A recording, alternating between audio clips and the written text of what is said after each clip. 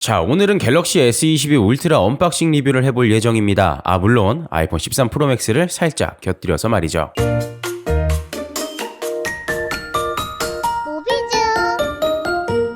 오늘 우리가 진행할 리뷰에는 아이폰 13 프로 맥스가 등장할 예정인데요. 카메라 기능이 보강된 만큼 아이폰과 갤럭시 S22 울트라 제품을 두고 고민하지 않으실까 싶었는데 좀 끼워줘.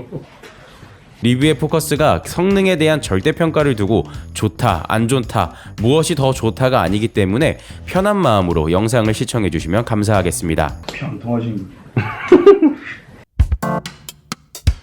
자, 보시다시피 박스의 크기는 거의 똑같습니다. 친환경 정책으로 인해 재활용 박스를 썼다는데 그건 크게 중요한 게 아니죠. 환경을 생각한다는 마음은 좋지만 그게 제품 리뷰에 있어서 뭐가 중요하겠습니까? 자, 내용물을 살펴보면 이렇게 박스에 꽉 차 있는 갤럭시 S22 울트라 기기가 있고요. 그 밑을 보면 종이 상자가 뭔가 그럴듯하게 있지만 충전 테이블과 설명서 외에는 아무것도 없습니다. 유심 트레이를 분리할 수 있는 핀도 들어있네요. 친환경을 위해서 설명서 케이스 따위 없어도 되지 않. 지금 화면에 보이는 저 벌크업 되어 있는 충전기는 45W 전용 충전기인데요. 기본 구성품엔 당연히 없고요. 제가 돈 주고 샀습니다. 화면을 바라본 상태에서 오른쪽 상단부에 볼륨 버튼과 전원 버튼이 자리하고 있는데요.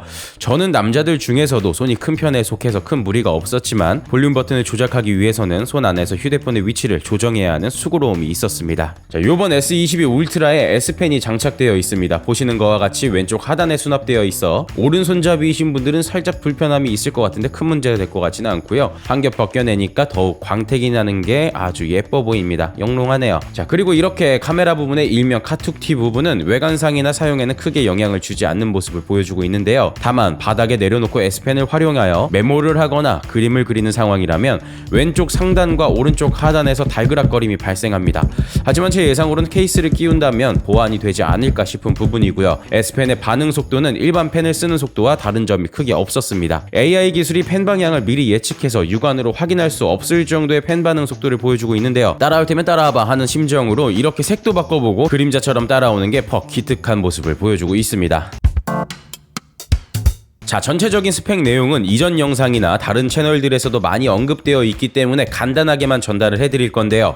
디스플레이는 6.8인치 QHD 플러스를 적용하였고 121Hz 적용으로 스크롤을 내릴 때 부드러운 모습을 보여주고 있습니다. 성능은 이전작인 S21 울트라에 대비해서 제어 장치인 CPU가 5% 개선되어서 여러 앱을 이용할 때 속도 저하가 개선되었다고 하고요. 그래픽을 담당하는 GPU 30% 개선, 조금은 생소하게 들릴 수 있는 NPU라고 하는 것은 73% 개선으로 인해 AI 성능이 큰 폭으로 상승하였습니다. 화면의 최대 밝기는 1750니트로 굉장히 쨍한 느낌의 화면으로 보여주고요. 외부에서 볕이 좋은 날에 불편함 없이 영상 시청이나 그리고 스마트폰 사용하는데 불편함이 없을 것 같습니다. 성능 개선이 얼마만큼이나 된 건지 몇 프로 상승이다 라는 정보로는 정확하게 얼마나 좋아졌는지를 모르기 때문에 긱벤치와 3D 마크 점수를 비교해 봤는데요. 어떤 전문성이 있는 분석을 위한 테스트가 아니라 육안으로 확인할 수 있는 수치만 보려고 하는 것이니까 참고만 해주시면 좋겠네요. 먼저 긱벤치 점수부터 살펴보겠습니다. 테스트 시간은 동시에 시작했지만 아이폰 13 프로 맥스가 조금 더 테스트를 일찍 마치는 걸 볼 수 있는데요. 테스트 결과로는 갤럭시 S22 울트라 모델은 싱글 점수 1237점 그리고 멀티 점수 3430점을 기록한 반면에 아이폰 13 프로 맥스는 싱글 1746점, 멀티 4370점으로 싱글과 멀티 모두 갤럭시 S22 울트라보다 더 나은 수치를 보여주고 있습니다. 긱벤치에서 오피셜로 공개한 S21 울트라의 수치와 함께 비교해보자면 싱글 1096점, 멀티 3467점으로 싱글 점수에서 차이가 조금 나기는 하지만 큰 폭으로는 나지 않는 수치를 볼 수가 있습니다. 다음으로 3D 마크 점수를 보겠습니다. CPU 성능은 아직 아이폰을 따라가기엔 멀었다고 생각을 하지만 최고 점수를 보면 그래픽 성능은 아이폰과 이제 어느 정도 비벼볼만 할 것 같습니다. 좀 더 정확한 측정 방법을 알고 계신 시청자분이 계시다면 댓글 남겨주시면 앞으로의 리뷰에 큰 도움이 될 것 같습니다. 이제 배터리 성능으로 넘어가 볼 건데요. 전체 배터리 용량은 S22 울트라 모델이 5000mAh, 그리고 아이폰 13 프로 맥스 모델이 4352mAh로 되어 있습니다. 배터리 테스트는 1시간 동안에 소모되는 양을 체크해보는 식으로 진행을 할 건데요. 그 결과 아이폰 13 프로 맥스는 배터리 장량 93%, 그리고 갤럭시 S22 울트라는 91%로 큰 차이가 나지는 않지만 배터리 총량의 차이를 감안해 본다면 아이폰 13 프로 맥스가 배터리를 조금 더 효율적으로 사용하고 있다고 유추해 볼 수 있을 것 같습니다. 충전 속도 테스트는 이미 실기기를 받아보신 분들도 계시고 이미 여러 리뷰가 영상으로 공개가 되어 있는 상황이기 때문에 우리는 45W 충전기로 테스트를 한번 해봤습니다. 배터리를 모두 방전시킨 상태에서 1시간 동안 충전량을 테스트해봤습니다. 10분 만에 24%가 되는 기적을 보여주더니 1시간째 98% 충전이 되었습니다. 상당히 빠른 충전 속도를 보여주고 있는데요. 특히 초반 60%까지의 충전 속도가 굉장히 빨랐습니다. 이번 화의 테스트는 참고 정도만 해주시고요. 자세한 내용은 다음 영상에서 25W 충전기하고 그리고 45W 충전기의 충전 속도 테스트를 다뤄볼 예정이니까 자세하게 함께 살펴보도록 하겠습니다. 자, 다음으로 카메라 부분입니다. 디자인에서처럼 S22와 S22 플러스가 같은 스펙이고요.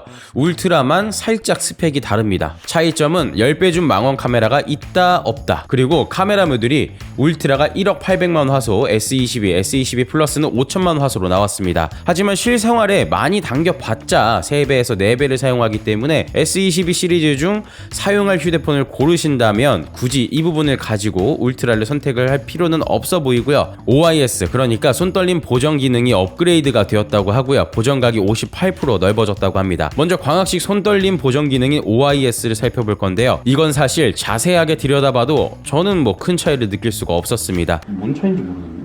오히려 저는 아이폰 13 프로 맥스가 좀 더 미세하게 덜 떨리는 느낌을 받았고요. 조금 더 보정을 잘해주는 느낌을 받았는데요. 다음으로는 갤럭시가 자랑하는 스페이스 줌 기능입니다. 사실 이건 테스트를 하면서도 비교를 해야 되나 말아야 되나 하는 부분이 있었습니다. 왜냐하면 갤럭시는 100배 줌인 반면에 아이폰은 15배 줌이니까요. 그래서 안 했습니다. 자, 송전탑을 한번 찍어봤습니다. 그게 뭐 이렇게 생각하실 수가 있는데 제가 찍은 거리가 어느 정도냐면요.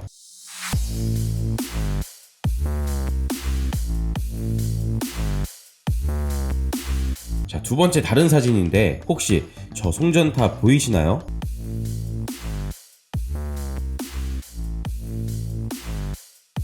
자, 나이토그라피에 대해서 좀 더 자세하게 설명을 드리자면 어두운 환경에서 촬영을 했을 때 순간적으로 연속된 이미지를 촬영하고 노이즈나 흐릿한 부분을 자체적으로 제거를 합니다.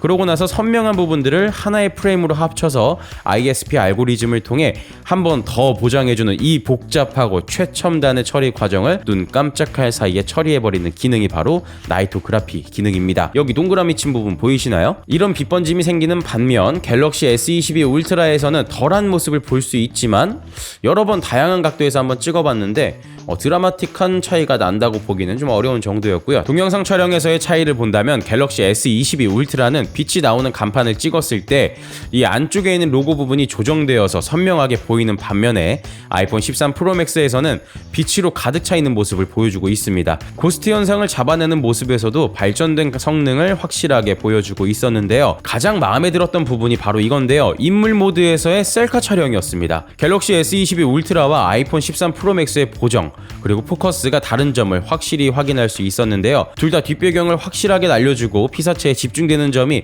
아주 마음에 들었으나 사진에서 확인되는 것처럼 갤럭시 S22에서 질감이나 색감 표현을 더 분명하게 해주는 모습을 보였고요. 갤럭시에서는 피사체와 배경 사이의 경계가 너무 분명해서 약간 포토샵 합성 같은 인위적인 느낌이 없지 않아 있었는데요. 아이폰 13 프로 맥스에서는 필터를 한 번 더 씌운 듯한 그런 모습을 보여주고 있었습니다. 다음으로 야간 모드를 더욱 확실하게 확인해보기 위해서 주변 빛을 최소한 환경에서 촬영을 해봤는데요. 이렇게 실제 빛이 거의 없는 현장 상황이었음에도 두 기계 모두 피사체가 정확하게 인지될 정도의 촬영 성능을 보여줬습니다. 약간의 색감의 차이가 나는 것 외에는 큰 차이가 없어 보이나 확대해서 본다면 나무의 질감과 겹쳐진 피사체끼리의 경계선 부분들이 갤럭시 S22 울트라에서는 조금 더 분명하고 깔끔하게 나뉘는 반면 아이폰 13 프로 맥스에서는 블러 처리를 한 듯 살짝씩 뭉개져 보이는 모습을 보여주고 있습니다. 먼저 영상을 촬영했을 때는 아이폰이 좀 더 밝게 표현되는 모습을 볼 수 있었습니다만 동일한 환경에서 전면 카메라로 촬영을 하는 경우에는 같은 환경이 맞나? 저 어디서 플래시 터트린 거 아니야? 할 정도로 S22 울트라에서 훨씬 더 밝고 선명하게 표현되었습니다. 마무리를 한 줄로 요약하자면 그냥 내 맘에 드는 걸로 사면 되겠다 라고 할 수 있습니다. 왜 그렇게 말을 하냐면 과거에 있었던 갤럭시가 좋냐 아이폰이 좋냐 하는 논란이 있었던 것은 스마트폰 초기 시장에서의 성능에 대한 부분이었었는데 사실 최근에는 매년 새로운 기기들이 출시되면서 업그레이드를 반복해 왔습니다.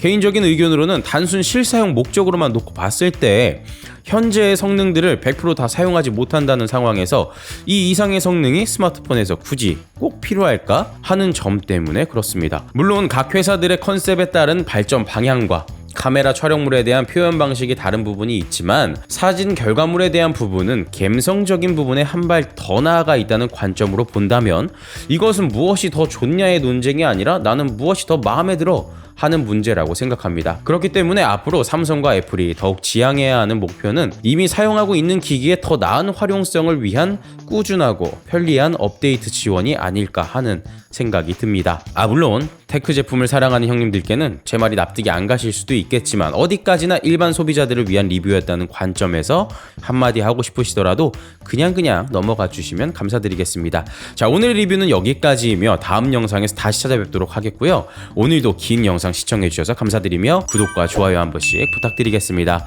감사합니다.